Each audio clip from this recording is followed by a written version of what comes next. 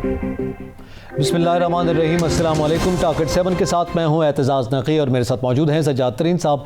नाज़रीन, आज के प्रोग्राम में हम जिक्र करेंगे सबसे पहले तो हमारी पाक अफवाज ने, सिक्योरिटी फोर्सेस ने जनूबी वज़ीरिस्तान के इलाके आसमान मिंज़ा में ऑपरेशन किया है, जिसके नतीजे में 5 दहशतगर्दों को हलाक कर दिया गया है और हमारे 7 जवान भी शहीद हुए हैं। इसका जिक्र करेंगे। इसके साथ साथ आर्मी चीफ ने आज एयर हेडक्वार्टर्स का दौरा किया और ऑपरेशनल मामलात का जायज़ा लिया और ब्रीफिंग ली, उसको भी शामिल गुफ्तगू करेंगे।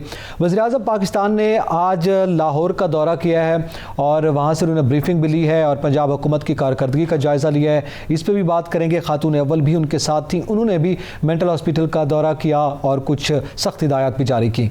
इसके साथ साथ हम जिक्र करेंगे कि आज सेनेटर फैसल जावेद की ज़ेर सदारत सेनेट की कायमा कमेटी बराए इत्तलात का इजलास हुआ, जिसमें जो बिल मीडिया के हवाले से था, जिसे PMDA का नाम दिया जा रहा है, उसको ज़ेर बहस लाया गया और फिर सहाफ़ियों ने अपनी आरा से भी इज़हार किया। इसके साथ साथ हम बात करेंगे कि वज़ीर आला बलूचिस्तान जाम कमाल ने अदम एतमाद के हवाले से एक बयान दिया है और उन्होंने अपनी इत्तेहादी जमातों और अपने 7 जमातों के हवाले से का भी जिक्र किया और साथ अपोजिशन जमात का भी जिक्र किया। और साथ ही हम बात करेंगे आज ECC का जो इजलास हुआ और उसमें कुछ अहम ग्रांट्स की मंजूरियाँ दी गई हैं। छात्री साहब, सबसे पहले तो आज जो सिक्योरिटी फोर्सेस ने ऑपरेशन किया जनूबी वज़ीरिस्तान में, ज़ाहिर है ये वो अफवाज हैं, वो सिक्योरिटी फोर्सेस हैं जिन्होंने इस मुल्क में दहशत गर्दी की वबा का ख़ात्मा किया। अब गाय बगाए इस नौयत के ऑपरेशन चलते रहते हैं। खुफिया इत्तला पर उन्होंने सर्च ऑपरेशन किया, इलाके को भी घेरे में ले लिया गया है और 5 दहशतगर्दों को भी हलाक कर दिया गया है। मैं आपको थोड़ा सा तफसील से ज़रा बात करना चाहता हूँ। हुआ ये कि जब अफ़गानिस्तान में सोवियत यूनियन था, उस वक्त उसकी फ़ौजों ने जब वहाँ मुदाखलत की, वो आ गए वहाँ, तो उसके बाद पाकिस्तान से एक जहाद शुरू हुआ। उस जहाद की पाकिस्तान में जो सरबराही थी वो जनरल ज़िया-उल-हक कर रहे थे। वो इक़्तिदार में भी थे, सदर भी थे और दुनिया भर से जहादी लोग यहाँ पाकिस्तान में जमा किए गए और उसके बाद वो फिर जहाद हुआ। फिर उसके बाद एक जनेवा अकार्ड हुआ, उस मुआहदे के तहत सोवियत यूनियन वहाँ से वापस चले गए और बड़े बाइज़्ज़त तरीके से गए। ये अमेरिकी तो बहुत रुस्वा होकर गए हैं, वो चले गए। उसके बाद फिर वहाँ तालिबान की एक लीडरशिप आ गई। तालिबान की लीडरशिप जब वहाँ आई तो उसके बाद पाकिस्तान में जो है दहशतगर्दी के वाक़यात शुरू हो गए। हालांकि पाकिस्तान ने बहुत तालिबान की हमायत की। तालिबान और अफ़गानिस्तान के लिए जितनी कुर्बानियाँ हमने दी हैं, दुनिया में शायद ही कोई मुल्क हो जिसने दी हों। और पाकिस्तान में जब दहशतगर्दी के वाक़यात शुरू हो गए तो पाक फ़ौज ने 2 ऑपरेशन भी किए, ठीक है जी। और उन ऑपरेशंस के दौरान बहुत ज़्यादा हमने शहादतें दी। 70,000 के करीब अदाद शुमार बताए जाते हैं जो हमने शहादतें दी। पाक फ़ौज ने दहशतगर्दों से ख़ित्ते को, इलाके को पाक किया और ख़ित्ते को महफूज बनाया। उसके बाद अमेरिकन फोर्सेस जब से वहाँ गई हैं, अफ़गानिस्तान से चली गई और वहाँ पर तालिबान जो आए हैं, तालिबान के आने के बाद ही इक्का दुक्का वाक़यात होने शुरू हो गए हैं। पहले भी कुछ हुए हैं, कोई कोयटा में हुए हैं, अब ये आज ये वाक़या हुआ है। मैं समझता हूँ कि 7 नौजवान 7 घरों के लोग थे और जिन्होंने कुर्बानियाँ दी हैं। पाक फ़ौज के नौजवानों को सलाम है मेरा कि वो वतन के लिए कुर्बानी देते हैं। देखें, मैं आपको अर्ज़ करूं, जान देना कोई आसान काम नहीं होता। बिल्कुल सही, ठीक है। ये पाक फ़ौज के जो हमारे जवान हैं, ये उनका हौसला है। और एक शहादत पे हमारे सिपाही सालार जनरल कमर जावेद बाजवा साहब ने ये कहा कि जब कोई मेरा जवान शहीद होता है तो मुझे रात को नींद नहीं आती। ये वो भी अपनी जो मतलब फोर्स है, उसका दर्द, उसका दुख इतना समझते हैं। सही। तो मैं समझता हूँ कि पाक फ़ौज ने दहशतगर्दी के ख़ात्मे के लिए, दहशतगर्दी का बिल्कुल दहशतगर्दी से पाकिस्तान को पाक करने के लिए बड़ा रोल किया और दहशतगर्दों का हमने ख़ात्मा कर दिया है। वज़ीरिस्तान तकरीबन पूरा जो है वो फ्री हो चुका है। वहाँ लोग आ रहे हैं, जा रहे हैं, कारोबारी सरगर्मियाँ, मौशी सरगर्मियाँ, लेकिन कहीं कहीं दुश्मन छुप के बैठा हुआ है और वो छुप के वार करता है। आज भी उन्होंने छुप के वार किया और हमारे 7 नौजवान जो हैं वो शहीद हुए हैं। सही। ये मैं समझता हूँ एक दुख की बात है। बिल्कुल सही।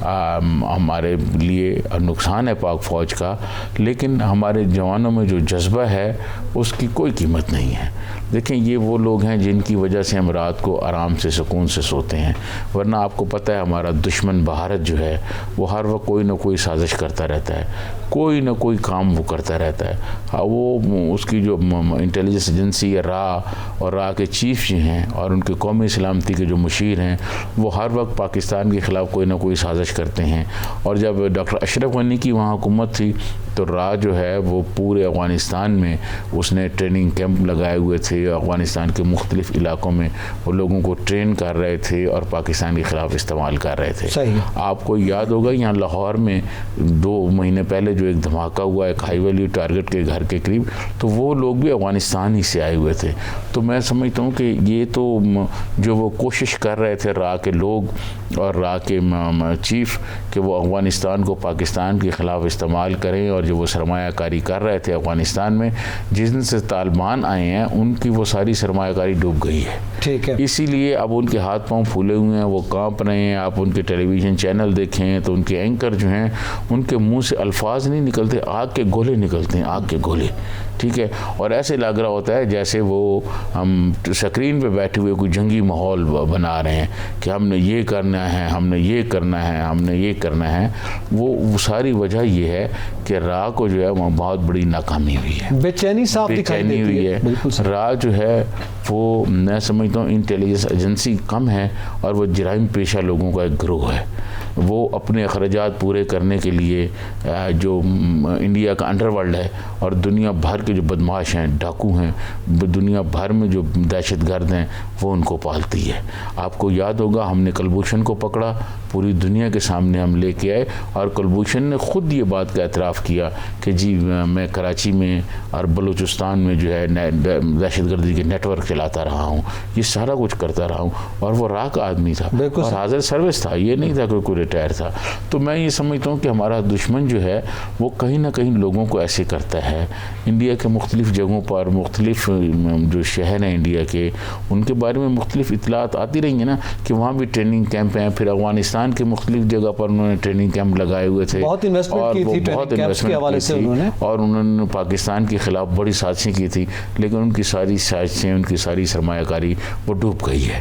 اب اس کے ہاتھ پیر پھولے ہوئے ہیں, کہیں اکا دکا وہ دشمن چھپا ہوا ہے اور یہ واردات کرتا ہے. لیکن میں یہ سمجھتا ہوں کہ پاک فوج کے بڑے حوصلے ہیں, بہت حوصلہ پاک فوج کا, ہمارے آرمی چیف جو ہیں ان کا بڑا حوصلہ ہے. اور وہ دہشت گردوں کے سامنے ایک لوہے کی دیوار بن کے پاک فوج کھڑی ہوئی ہے اور چن کر مارا جا رہا ہے. جو خفیہ اطلاع پر جو یہ آپریشن ہوا, یقینی طور پر پورے علاقے کو سیکیورٹی فورسز نے جس انداز میں گھیرے میں لیا, جس طرح سے جا کے آپریٹ کیا گیا, ہمارے جوانوں کی شہادتیں ہوئی, وہاں سے بھی بڑے ان کے 5 دہشت گرد جو ہیں وہ مارے گئے ہیں. اور اس کے ساتھ ساتھ انہوں نے ایک اور جو اس وقت چونکہ یہ دعویٰ تو ہم نے دیکھا کہ وہ مودی اکثر کرتے ہوئے دکھائی دیتا ہے کہ جناب چن کر ماریں گے, یہ کریں گے, وہ ہوائی باتیں ہیں, مگر ہم عملی اقدام اس کا کر رہے ہیں. جہاں پہ بھی اطلاع ملتی ہے ہماری سیکیورٹی فورسز آپریشن کرتے ہیں اور اس کا کلا کما کر دیتے ہیں. دیکھیں میں آپ کو عرض کروں کہ پاکستان میں ایک زمانے میں آپ کو یاد ہوگا کہ جس دن کوئی دھماکہ نہیں ہوتا تھا اس دن خبر ہوتی تھی کہ آج کوئی دھماکہ نہیں. بالکل صحیح. ورنہ آئے روز دھماکے ہوتے تھے. اور آپ کو پتہ ہے پنڈی میں بڑی اہم جگہوں پر بھی حملے ہوئے اور دہشت گردوں نے وارداتیں کی. لیکن پاک فوج نے بڑا مؤثر جواب دیا. وہ اس قدر مؤثر جواب دیا کہ اب دہشت گردوں کی پاک فوج نے کمر توڑ دی ہے. لیکن اکا دکا واقعات جو آپ کہہ رہے تھے جی وہ کہیں کہیں ہوتے رہتے ہیں. اور میں سمجھتا ہوں کہ آنے والے دنوں میں اس کا بھی سد باب ہو جائے گا. اور ایسی کوئی صورت نہیں ہے کہ کوئی دہشت گرد جو ہے وہ پاکستان میں گھوم سکے یا کوئی دہشت گردی کا واردات کر سکے, واقعہ پیش ہو, ایسا نہیں ہوگا. میں سمجھتا ہوں ہماری انٹیلیجنس ایجنسیاں بھی جو ہیں وہ بہت کام کرتی ہیں. ہماری ISI جو ہے اس سے انڈیا بہت خوفزدہ رہتا ہے, اس لیے خوفزدہ رہتا ہے. اور وہ تنقید بھی بہت کرتے ہیں ہماری انٹیلیجنس ایجنسی پر, ISI پر.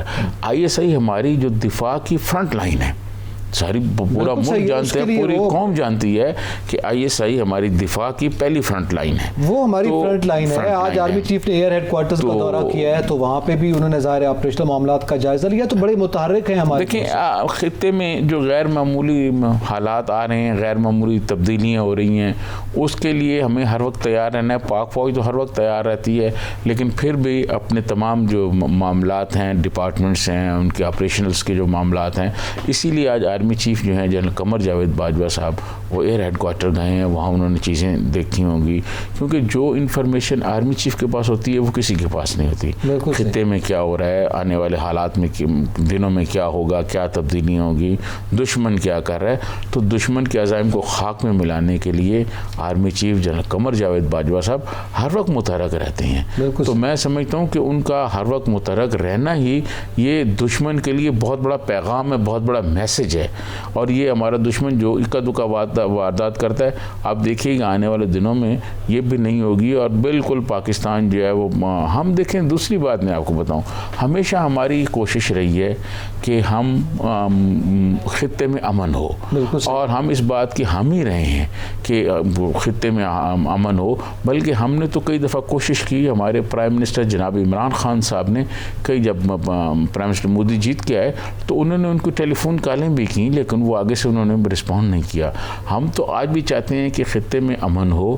دیکھیں میں آپ کو عرض کروں کہ جنگیں مسائل کا حل نہیں ہے, جنگیں آپ جتنی مرضی کر لیں, اب پھر بھی مسئلہ جو آپ نے حل کرنا ہے وہ ٹیبل پہ بیٹھ کے آخری کار اور مذاکرات پہ آنا. ہاں آپ دیکھ لیں مشرقی جرمنی اور مغربی جرمنی, یورپ کو آپ دیکھ لیں کتنی لڑائیاں ہوئی ہیں. آج یورپ آپ دیکھ لیں. اور میں آپ کو ایک اور بات بتا دوں کہ دیوار برلن کے گرنے اور سوویت یونین کے انہدام کے بعد جو طبقاتی کشمکش ہے وہ بہت بڑی ہے.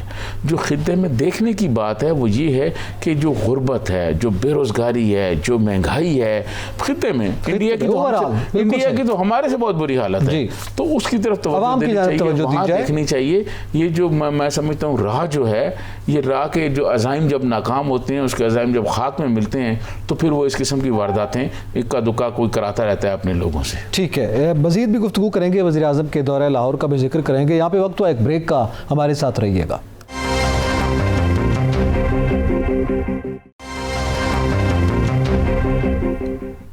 ویلکم بیک ناظرین. ذکر کریں گے وزیر اعظم نے لاہور کا دورہ کیا اور پنجاب حکومت کی کارکردگی پر انہوں نے بریفنگ لی ہے, تو اس پہ ذرا بات کرتے ہیں. سجاد ترین صاحب, آج وزیر اعظم کا دورہ لاہور جو ہے وہ ظاہر ہے بزدار حکومت کے حوالے سے ہمیشہ وزیر اعظم ان کو اپنا امپائر کہتے ہیں, اور اس کے علاوہ انہوں نے بڑی تعریف کی, وسیم اکرم پلس کہتے رہے. پھر کارکردگی کا جائزہ لینے وہ گائے بگائے ضرور جاتے ہیں بزدار صاحب کے پاس. اب آج انہوں نے جو نئے چیف سیکرٹری آئے ہیں ان سے بھی ملاقات کی, آئی جی سے بھی ملاقات کی, اور پھر کارکردگی کا جائزہ بھی لیا. یہ دورہ جو ہے بذات خود, جب ہم کنٹونمنٹ بورڈ کے جو انتخابات ہوئے اس کو جو نتائج سامنے آئے تھے, اس کے بعد وزیر اعظم نے گزشتہ روز اس برہمی کا اظہار کیا, اور آج یہ پنجاب کا انہوں نے دورہ کیا ہے, اور ظاہر ہے اس پہ ہدایات بھی دی ہوگی تنظیم سازی کے حوالے سے. کیا اہمیت رکھتا ہے؟ دیکھیں میں آپ کو عرض کروں کہ جو فواد چودھری صاحب ہمارے دوست ہیں, جو مرضی ہے وہ کہتے رہیں, لیکن جو کنٹونمنٹ بورڈ کے انتخابات ہیں ان انتخابات میں ڈیفیٹ ہوئی ہے حکومت. بالکل صحیح. ٹھیک ہے جی. اور وہ نون لیگ جس کو کہتے تھے دو بیانیے ہیں, چور ہیں, ڈاکو ہیں, پتہ نہیں کیا کچھ کہتے رہے, اندر بھی رہے, وہ جیت گئی اور پنڈی میں جیتی ہو. بالکل ٹھیک ہے. اس کا یقیناً پرائم منسٹر عمران خان نے ضرور جو ہے وہ ایکشن لیا ہے اور دیکھا ہے. اب جو کرنے کی بات ہے وہ یہ ہے کہ پرائم منسٹر عمران خان کو اپنی مرکزی حکومت اور اپنی جو صوبائی حکومتیں ہیں ان کی کارکردگی کو انقلابی بنیادوں پر تبدیل کرنے کی ضرورت ہے اور بہتر بنانے کی ضرورت ہے.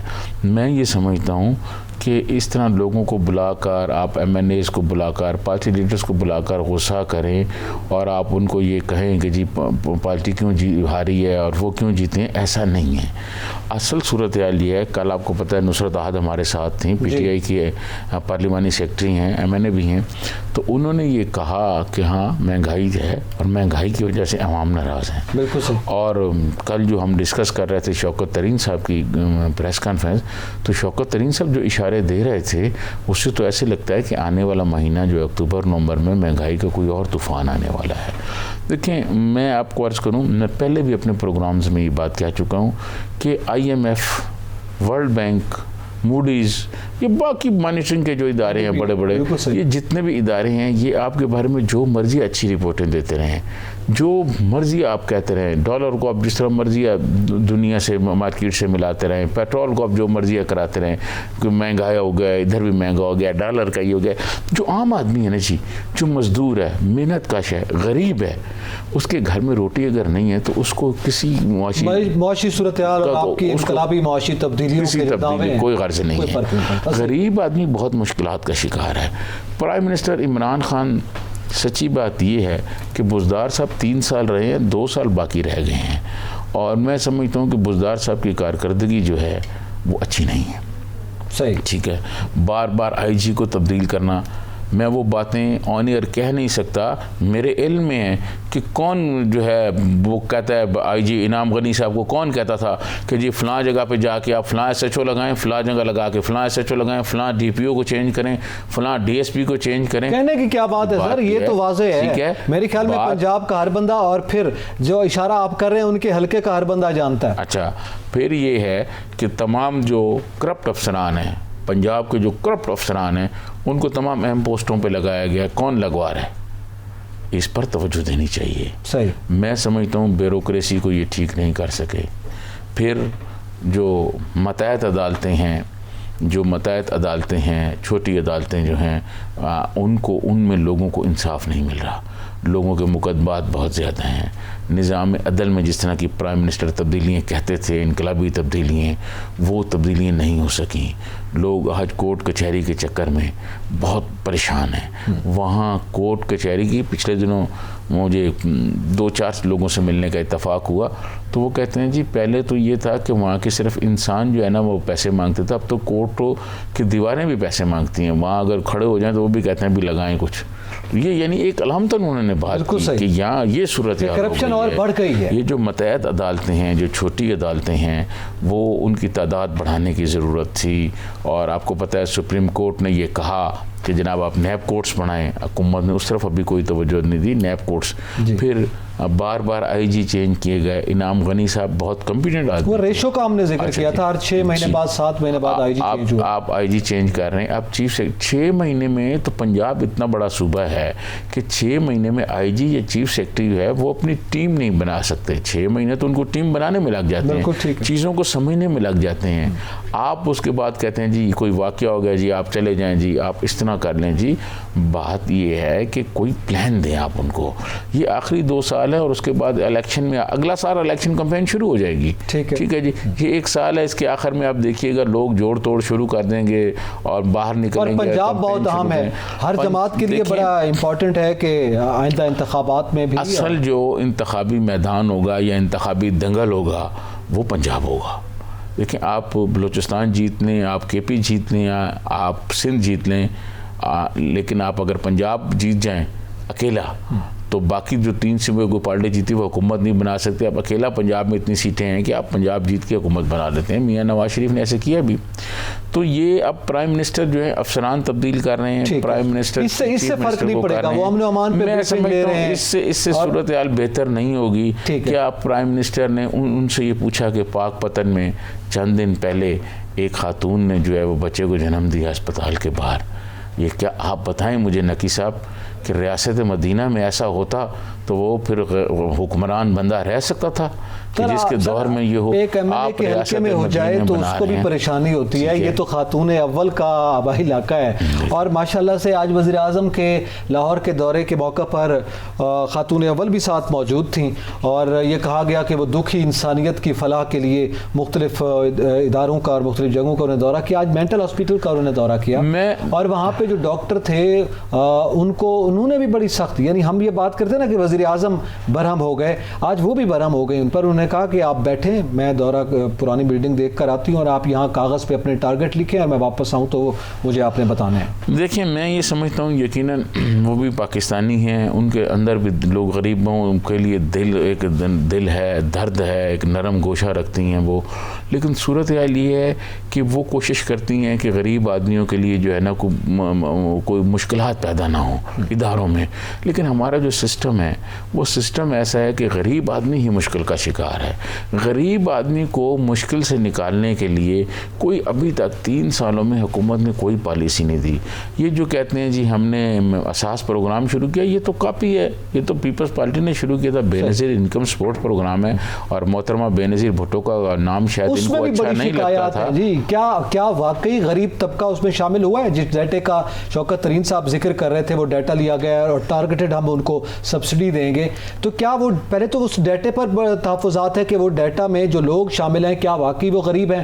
مجھے بہت سے ایسے لوگوں کی ملاقات ہوتی ہے, آپ کی ملاقات ہوتی ہے, جو اکثر شکایت کرتے ہیں, آپ کو بھی میسیج آتے ہیں, ہمیں بھی, کہ جناب ہمارے سامنے وہ بندہ جو ہم سے بہتر اس کا روزگار بھی ہے اور اس کے حالات بھی بہتر ہیں, خوشحال ہے, وہ شامل ہو گیا ہے, اور جو بیوہ ہے, غریب ہے, مجبور ہے, وہ شامل نہیں ہوئی. تو وہ نیچے سرویئر ٹیم جو ہے اس کی بڑی کرپشن کی شکایات ہے. پیپلز پارٹی کے دور میں میں آپ کو عرض کروں کہ ایک جب یہ پروگرام شروع ہوا تو بہاول نگر سے آگے ایک گاؤں ہے, وہاں کی ایک خاتون نے ٹی وی کے ایک پروگرام میں یہ کہا, کوئی رپورٹر ہمارا ساتھی وہاں گیا تو بے نظیر انکم سپورٹ پروگرام کا, اس نے کہا, میں نے بوڑھی خاتون تھی, 60-70 سال کی تھی, کوئی گاؤں کی عورت, اس نے کہا بے نظیر انکم سپورٹ پروگرام کے مجھے پیسے ملے ہیں اور میں نے اپنی زندگی میں 1000 کا نوٹ پہلی دفعہ دیکھا ہے. بالکل صحیح سر. میں آپ کو عرض کروں کہ یہاں لوگ کروڑوں کروڑ 1 کروڑ روپیہ 30-30 15-15 20-20 نسلوں میں نہیں کما سکتے, اور دوسری طرف کرپٹ لوگ جو ہیں وہ اربوں روپے جو ہے ایک منٹ میں کما رہے ہیں ان کی دولت میں. اور ہماری بدقسمتی یہ ہے کہ ہمارے ہاں جو سیاستدان ہیں وہ تو جیلوں میں ہوتے ہیں تو ان کی دولت میں اضافہ ہو رہا ہوتا ہے, جب حکومت میں ہوں گے پھر تو ہوگا ہی ہوگا. یہ جیلوں میں ہوتے ہیں, ان کی دولت میں اضافہ ہو رہا ہوتا ہے. نہیں, یہ تو ان کی دولت میں اضافہ ہو رہا ہے جو جا کے چیک کرتے ہیں, ڈیٹا اکٹھے کرتے ہیں کہ جناب والا یہ غریب ہے کہ نہیں, اس پر طے ہوتا ہے, اس ڈیٹا کی بنیاد پر, اس سرویئر کے دیے گئے جو فگرز ہیں یا جو اس کے جو تفصیلات ہیں اس پر یہ طے ہوتا ہے کہ یہ غریب ہے یا نہیں ہے. ابھی تو وہ جو سرویئر ہے نا جو یہ طے کر رہا ہے, ابھی تو وہ بھی امیر ہو رہے ہیں. دیکھیں میں آپ کو عرض کروں کہ کوئی بھی ملک جو ہے نا وہ اس طرح کے پروگراموں سے ترقی نہیں کر سکتا کہ آپ پناہ بنا لیں, آپ لوگوں کو مطلب اس طرح پیسے تقسیم کریں. یہ ایک عبوری ٹائم کے لیے تو بات چل سکتی ہے, لیکن آپ کو بالآخر لوگوں کے لیے روزگار پیدا کرنے ہوں گے. بالکل صحیح. لوگوں کو روزگار کے مواقع دینے ہوں گے. اور پرائم منسٹر ابھی جو گئے ہیں, اب نئے چیف سیکرٹری سے بھی انہوں نے ملاقات کی, آئی جی سے بھی کی, ان کو بہت سارے ٹارگٹ دیے ہوں گے. لیکن آپ دیکھ لیجئے گا کہ اگلے 4-6 مہینے کے بعد ہم ایک پروگرام کر رہے ہوں گے یہاں بیٹھے ہوئے, اور کہہ رہے ہوں گے کہ یار ابھی وہ آئے تھے اور چلے گئے. نہیں, یہ تو ان کو دے رہے ہیں نا. جنوبی پنجاب میں آپ کو پتہ ہے جو نیا سیکریٹریٹ بنا جنوبی پنجاب کے لیے الگ, اس میں یہ خبر گزشتہ دنوں سامنے آئی تھی کہ وہاں پہ ایڈیشنل جو سیکریٹریز ہیں اور نیچے جو سیکریٹریز ہیں ان کو اختیارات منتقل کیے گئے. اس سے پہلے اختیارات کا معاملہ تھا. اب ظاہر ہے جب آپ پنجاب کا دورہ کر رہے ہیں تو پھر میرے خیال میں وہاں بھی آپ کو جانا چاہیے, پھر وہاں سے بھی جو اس وقت نئے سیکریٹری کو جو اور سیکریٹریٹ کو جو مسائل ہیں اس کا بھی ادراک ہونا چاہیے. دیکھیں, میں آپ کو عرض کروں کہ یہ جو سرائکی وسیب کا اور یہ سیکریٹریٹ کا ہے نا, یہ بس ایسے ہی ہوا میں باتیں ہیں. وہاں ایک تھوڑا سا اگر مجھے ٹائم دے, بریک کی طرف مجھے کہا جا رہا ہے پڑھنا ہے, پھر جو میڈیا کے حوالے سے معاملات ہیں اس کا بھی ذکر کرتے ہیں. ناظرین, یہاں پہ وقت ہوا ایک بریک کا, ہمارے ساتھ رہیے گا.